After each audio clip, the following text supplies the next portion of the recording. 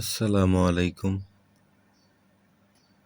Honours প্রথম বর্ষের ব্যষ্টিক অর্থনীতি চাহিদা ও যোগান অধ্যায়ের আরও একটি ক্লাসে সবাইকে স্বাগত। তো আমরা আলোচনা করছিলাম যে চাহিদা এবং যোগান অধ্যায় নিয়ে। আমরা জানি যে চাহিদা এবং যোগান অধ্যায়ের দুইটা পার্ট, একটা হচ্ছে চাহিদা আর একটা হচ্ছে যোগান। তো আমরা পর্যায়ক্রমে চাহিদা যেই বিষয়বস্তু ছিল, চাহিদা রিলেটেড যেই বিষয়বস্তু ছিল ওগুলি আলোচনা করেছি। আজকে আমরা এই চাহিদা এবং যোগান অধ্যায়ের আরও একটা যে পার্ট, সেটা হচ্ছে যোগান। এটা নিয়ে আলোচনা করব যে যোগান বিধি কী, আর যোগান সূচি এবং যোগান রেখা। তো আমরা জানি যে আমরা চাহিদা বিধিটা কি জানি? আমরা জানি যে পণ্যের দামের সাথে চাহিদার হচ্ছে বিপরীত সম্পর্ক বিদ্যমান। বিপরীত সম্পর্ক কিভাবে? অর্থাৎ পণ্যের দাম বাড়লে চাহিদার পরিমাণ কমে, আর দাম কমলে চাহিদা বাড়ে। কিন্তু ওইটা হচ্ছে, আমরা বলেছিলাম ওইটা হচ্ছে চাহিদা বিধি।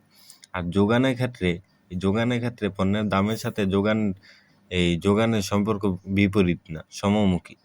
কোনো পণ্যের দাম যদি বাড়ে তাহলে যোগানের পরিমাণও বাড়ে, আর কোনো পণ্যের দাম যদি কমে তাহলে যোগানের পরিমাণ কমে।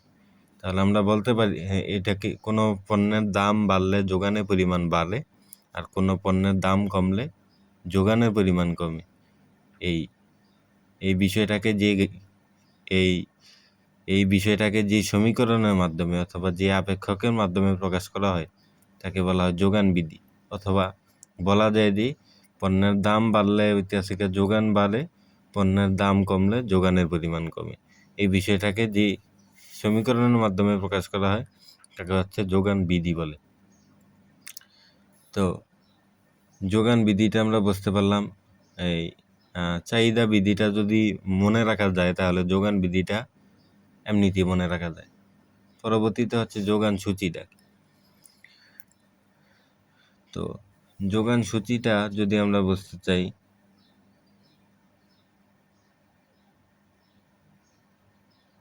যোগান সূচি,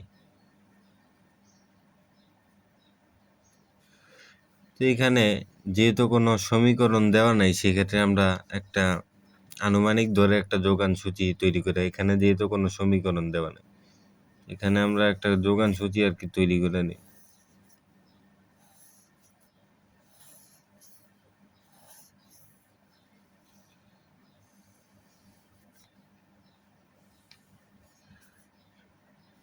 যে আমরা তৈরি করলাম, এটা একটা কাল্পনিক যোগান সূচি তৈরি করতেছি, যেহেতু এখানে কোনো সমীকরণ দেওয়া নেই।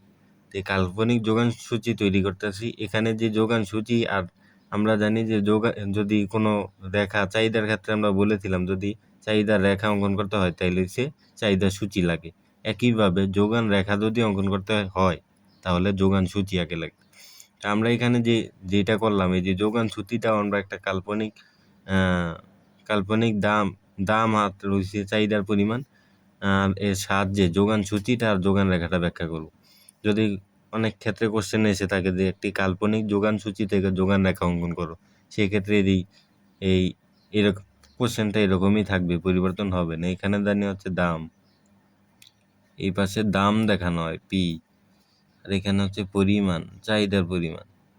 এখানে হচ্ছে যোগানের পরিমাণ, এখানে হচ্ছে যোগানের পরিমাণ কিউ, আর এখানে হচ্ছে পি। ধরলাম পণ্যের দাম 10 টাকা, যোগানের পরিমাণ হচ্ছে 15 একক। পণ্যের দাম যখন 20 টাকা, যোগানের পরিমাণ হচ্ছে 30 একক। পণ্যের দাম যখন হচ্ছে 25 টাকা, যোগানের পরিমাণ হচ্ছে 35 একক। তো এই সূচিটাকে আমরা দেখতে পারলাম কি, পণ্যের দাম যখন 10 টাকা ছিল তখন যোগানের পরিমাণ হচ্ছে 15 একক। পণ্যের দাম যখনই বেড়ে 10 টাকা থেকে 20 টাকা হলো, যোগানের পরিমাণ বেড়ে হচ্ছে 30 একক। আবার পণ্যের দাম যখন আরও বেড়ে 25 টাকা হলো, তখন যোগানের পরিমাণ হচ্ছে 35 একক। সুতরাং এই বিষয়টার মাধ্যমে আমরা কি বুঝতে পারলাম? বিষয়টার মাধ্যমে বুঝতে পারলাম কোনো পণ্যের দাম যখন বাড়ে তখন যোগানের পরিমাণ বাড়ে, কোনো পণ্যের দাম যখন বাড়ে যোগানের পরিমাণ বাড়ে, আর দাম যখন কমে তখন যোগানের পরিমাণ কমে। দোকানদাতা কোনো বাজারে যদি আমরা খেয়াল করি যে কোনো কোনো একটা বিশেষ পণ্য বা কোনো পণ্যের যদি চাহিদা কমে যায় ওই বাজারে, কারণ উৎপাদনকারী যে যোগানদাতা ওই পণ্যটা সে কি করবে, সে চাইবে যে যেহেতু ওই পণ্যটার দাম কমে গেছে তো এটা এখন আর বিক্রি করবে না, এটা রেখে দিবি, এটা পরবর্তীতে যখন দাম বৃদ্ধি পাবে তখন বিক্রি করবে যে যোগান দিবে, যে যোগানদাতা মানে উৎপাদনকারী। তো এটা আমরা সচরাচর দেখেও থাকি আমাদের আশেপাশে, যে যদি কোনো পণ্যের দাম যখন বাড়ে তখন দোকানদাতা চায় আরও বেশি পরিমাণ বিক্রি করতে, যখন দাম কমে যায় তখন আর বিক্রি করতে চায় না। তো এই বিষয়টি হচ্ছে এই যোগান সূচি। তো এই যোগান সূচিটা ভিত্তিতে আমরা একটা যোগান রেখা তৈরি করব। যোগান রেখা,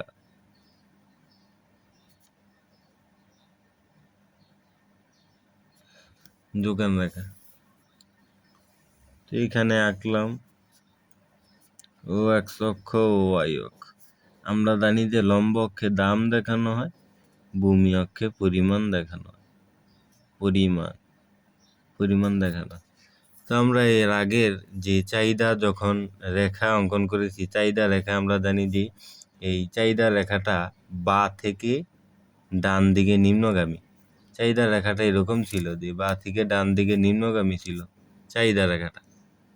বা থেকে ডান দিকে চাহিদা রেখা নিম্নগামী কেন হয়? কারণ চাহিদার সাথে পণ্যের দামের সাথে চাহিদার রয়েছে বিপরীত সম্পর্ক।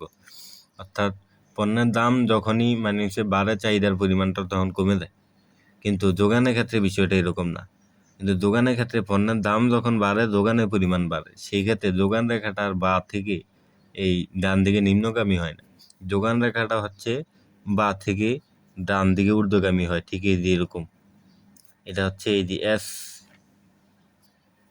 এই এস মানে হচ্ছে সাপ্লাই, এখানে। তো এস যোগান রেখাটা কি হয়, পণ্যের দাম বাড়লে যেহেতু যোগানের পরিমাণ বাড়ে সেক্ষেত্রে যোগান রেখাটা এই বাম থেকে ডান দিকে ঊর্ধ্বগামী হয়। আর পণ্যের দাম বাড়লে যেহেতু চাহিদার পরিমাণ কমে সেক্ষেত্রে চাহিদা রেখাটা বাম থেকে ডান দিকে নিম্নগামী হয়। তো সেই ক্ষেত্রে আমরা যদি এখানে দিতে চাই এই যে, তো যোগানের এই রেখার চিত্রটা এইরকম হয়ে থাকে।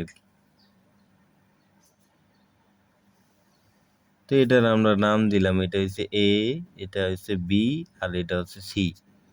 এখানে পণ্যের দাম কত ছিল? 10, 20, 25। 10 টাকা যখন দাম তখন যোগানের পরিমাণ হচ্ছে 15, 20 টাকা দামে হচ্ছে 30, তারপর হচ্ছে 35। তো আমরা এখানে দেখতে পারলাম পণ্যের দাম যখন কম তখন যোগানের পরিমাণও কম। আর এখানে যদি এই রেখাচিত্রটা যদি দেখাইতে চাই যে এখানে হচ্ছে লম্ব অক্ষে দাম দেখানো হয়েছে আর ভূমি অক্ষে পরিমাণ দেখানো হয়েছে, আর এস এস হচ্ছে যোগান রেখা, এস এস হচ্ছে এখানে যোগান রেখা। পণ্যের দাম যখন হচ্ছে 10 টাকা তখন যোগানের পরিমাণ 15 একক, আর পণ্যের দাম যখন হইতেছে 20 টাকা তখন যোগানের পরিমাণ 30 একক। আর পর্যায়ক্রমে পণ্যের দাম যখন হইতেছে 25 টাকা তখন যোগানের পরিমাণ কত? 35 একক। তো আমরা দেখতে পারলাম পণ্যের দাম যতই বৃদ্ধি পেল যোগানের পরিমাণও তত এদিকে বাড়তেছে। আমরা জানি যে এই পরিমাণ সবসময় এই ডান দিকে বাড়ে। তো আমরা দেখতে পারলাম এই যে বাড়তে থাকে, এদিকে আসে নাই, এদিকে এই যোগান রেখাটা স্থানান্তর হয়েছে ডান দিকে, তার মানে এদিকে বাড়তেছে। আর আমরা জানি পণ্যের দামও উপর দিকে গেলে কি হয়? বাড়ে। তো উপর দিকে যাইতেছে, এটা তো নিচে আসে না। তো এটা যদি বোঝা যায় যে এখানে পণ্যের দেখলাম যতই দাম বৃদ্ধি পাচ্ছে যোগানের পরিমাণও তত বৃদ্ধি পাচ্ছে। অর্থাৎ পণ্যের দাম যখন বাড়ে তখন যোগানের পরিমাণ বাড়ে, আর পণ্যের দাম বাড়লে যোগান বাড়ে, আর পণ্যের দাম কমলে যোগান কমে। এই পণ্যের দাম আর যোগানের পরিমাণের এই নির্ভরশীলতা সম্পর্ককে যে সমীকরণের মাধ্যমে প্রকাশ করা হয় তাকে হচ্ছে যোগান বিধি বলে। এটা হচ্ছে যোগান সূচি, আর এটা হচ্ছে যোগান রেখা। এটা একটা কাল্পনিক যোগান সূচি থেকে যোগান রেখা অঙ্কন করা হলো। কোশ্চেনে যদি চাই এরকম যে একটা কাল্পনিক যোগান সূচি থেকে যোগান রেখা অঙ্কন করা হলো, সেক্ষেত্রে তোমরা মানে নিজের ইচ্ছা অনুযায়ী যে কোনো দাম অথবা পরিমাণ দিয়ে এভাবে করে নিতে পারো। সেক্ষেত্রে এরকমই নিজের ইচ্ছা অনুযায়ী। কিন্তু যখনই সমীকরণ দেওয়া থাকে, অনেক ক্ষেত্রে সমীকরণ দেওয়া থাকে যদি সমীকরণ দেওয়া থাকে তাহলে ওইখান থেকেই পণ্যের দাম আর হচ্ছে যোগানের পরিমাণ বের করে এই যোগান সূচি এবং যোগান রেখা অঙ্কন করতে হবে। তো ওই জাতীয় সমীকরণ দেওয়া থাকে, ওই জাতীয় আমরা পরবর্তী কোনো ভিডিওতে ওই জাতীয় নিয়ে আলোচনা করব। যে যোগানের সূচি দেওয়া আছে সেক্ষেত্রে এই যোগানের সমীকরণ দেওয়া আছে সেই ক্ষেত্রে যোগানের সূচি এবং যোগান রেখা কীরকম হবে চাহিদার মতো করে। তো এই ছিল আজকে এই পর্যন্তই, দেখা হবে পরবর্তী কোনো ভিডিওতে। সেই পর্যন্ত সবাই ভালো থাকো। আসসালামু আলাইকুম।